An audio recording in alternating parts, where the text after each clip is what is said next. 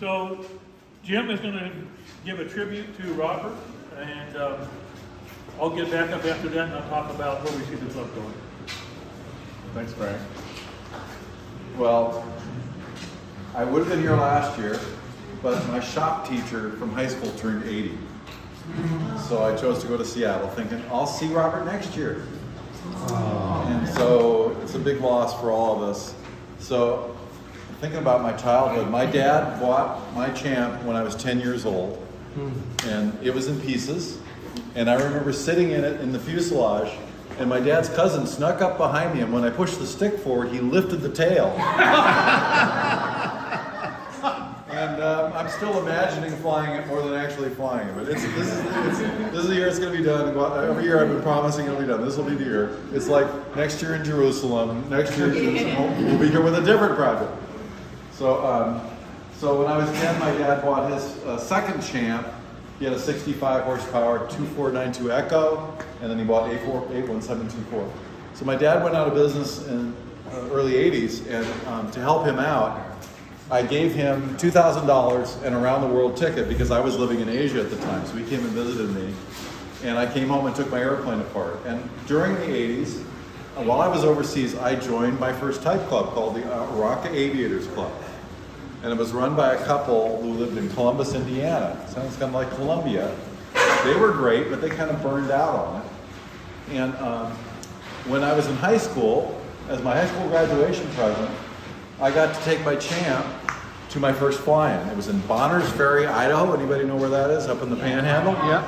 Great spot. Wonderful time. My friend Kurt came with me. We almost ran out of gas. We had to fly down to Portland because we were socked in. But this is the 49th anniversary of my first fly-in this weekend. Pretty cool.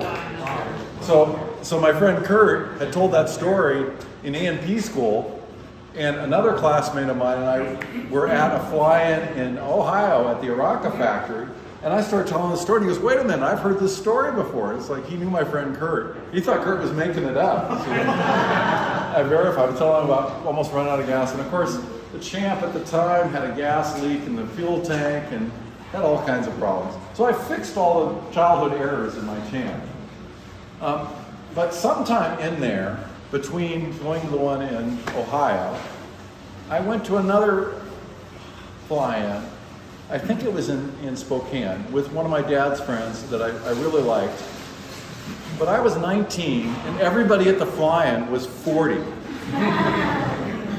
And nobody saw me. I waited for somebody to talk to me and nobody talked to me. I've been an airplane freak since I was a kid. I got my license when I was 17. I wasn't in the Champ that time. I upgraded to the 150. And I think my friend Chuck flew the other 150. Chuck wound up with one of the Champs. And he introduced me to this book by Charlie Lashley called Aranca Champs and Chiefs. And I took that with me overseas and read it over and over again. And I would get my Aranca newsletters like 6 months late, but I got them eventually. And I kept them. And so the Aranca fly-in in Ohio, it was like I was back in high school again. I landed and nobody talked to me. I actually flew out commercial, but I'm waiting to be welcomed and nobody came out and said hello. And I'd been to Oshkosh. I didn't expect it at Oshkosh. Oshkosh is huge. So you don't really expect, but you do make friends at Oshkosh and you kind of know where to go. You go to the forums. But in a tight Aranca fly-in, I couldn't figure out where was everybody. So like a year later, I heard about this one. And I got locked out because I didn't realize there was no code on the door. You've done that too. And I camped out, but I pulled in and Szego walks in and welcome to the fly. So glad you're here. And he was that way with everybody. And so was everybody. Ozzy was like that. Everybody on the welcoming committee was like that. And so when I was thinking about my hair standing up, not just because of the cooler, when I think about this event and Robert and what he created, was he created a family and a place where you can belong and where you don't have to be in the in crowd. You don't have to be in the, what do they call the big fundraiser at Oshkosh, the World of Eagles or something, that's the $1 Million Donor Club. There's no $1 Million Donor Club. There's just a bunch of people who love their airplanes and like getting together. And I think that's what we're thankful for today, is that somebody took the trouble to do that.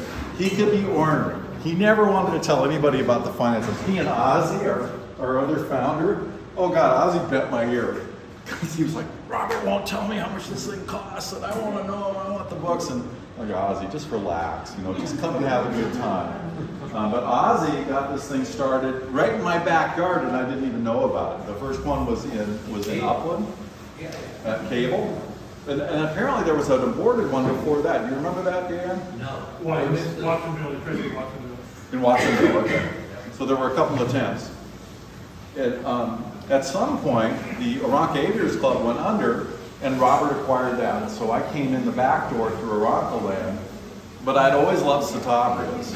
And I was telling somebody, I first saw a picture of a Cetabria in a model airplane news magazine, and they had a model of it that you cut out of balsa wood. It was just a profile model. And I don't think I ever made the model, but I kept the magazine.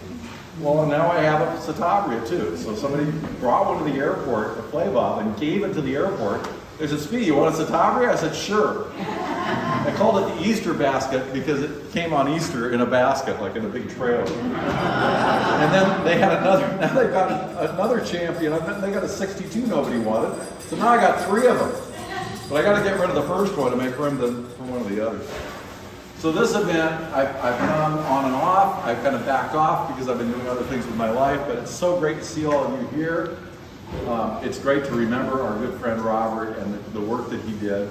I did get a chance to visit him once in New York. I was out on a boondoggle trip and stayed at his house, and he had this crummy little office about a block from the Hudson River.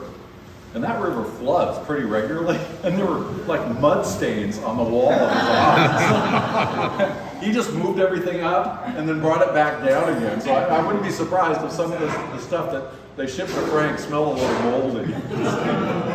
And he'd been in some kind of business around IT. But it's like his IT knowledge froze about 1998. He looked at the website, it was like, oh yeah, we've got hyperlinks. And we can put photos. And we've got what? Dial tone. Dial tone. Yeah, but he could be ornery. I picked him up once and took him over to Enterprise to get a rental car, and he wouldn't put his seatbelt on. What's the deal? He says, well, I'm a libertarian. Okay. What does that have to do with your seatbelt? Well, I don't want the man telling me. Will you wear one in your airplane? He goes, well, yeah, because that's a safety issue. I'm like, really? So I was in Georgia with my youngest brother, who's also kind of a libertarian, and he's putting a seatbelt on. I said, wait a minute, why are you putting your seatbelt on? Doesn't the man, don't you want to just rebel against the man? He goes, no, I choose to put my seatbelt on. Like, okay, so my brother's also named Robert, but well, my other brother Robert says don't to wear one. I'm like, okay, I can't predict how a libertarian's going to go. They got free will, apparently. So he ran this thing, and he knew he couldn't do it forever. And we regularly would have these great phone calls. He's like, Jim, what do I do? What do I do? And I'm like, Robert, I am not in any position to take this thing over. I can't do regular jobs that require like quarterly newsletters.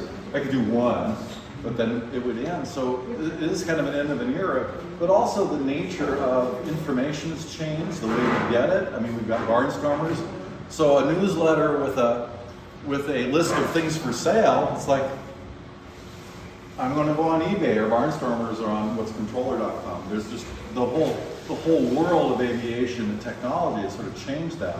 What hasn't changed in any of this is our need to get together and celebrate our lives together and our shared interests. And so I think that's what we're celebrating today. So I've already drained my cup, but if you still have one, I will invite a toast to our late dear friend Robert. Long may he fly, with or without his belt on. It's still his choice. So thank you, everybody.